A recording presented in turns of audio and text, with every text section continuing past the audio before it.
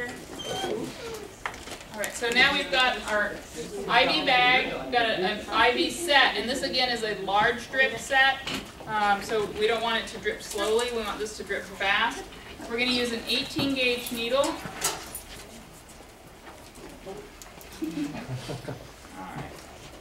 Now, here we're all set up.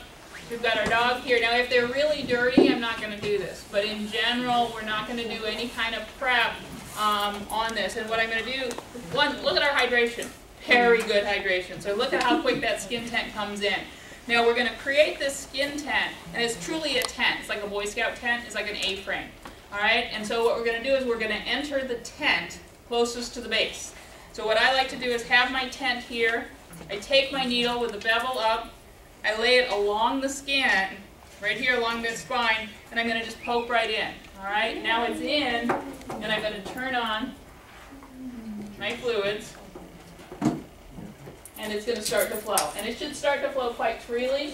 And sometimes I'll actually even use a pressure bag or put a little bit of pressure. So Carol, can you be my pressure bag?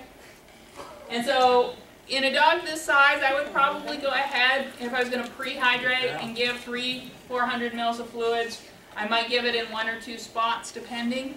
And I'm just going to get this lump. And it's going to be like a camel lump. And it's going to be absorbed slowly over time. And that's the benefit of it. And that's why we would consider it as pre-hydration, is because that'll last them for a little while. If they're adequately hydrated when they start, there's not going to be that draw on it. Now if they're already dehydrated, it's going to get sucked in pretty well. If they're really dehydrated and they're starting to have some serious problems with perfusion, it may not be absorbed because they're going to have peripheral vasoconstriction, which means all their blood is actually preserving their central perfusion.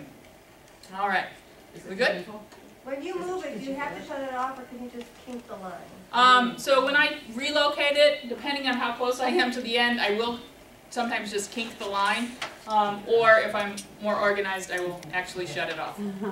So it's, you know, she's tolerating it quite well. It's not really that painful. The time that it becomes more painful is if it's starting to stretch a lot, and you'll notice we only have a little bump here, but if it starts to get really tight, then it may become painful. But they tolerate this really, really well. I hear in people it's really painful, but the dogs do tolerate it quite well. So we can go ahead and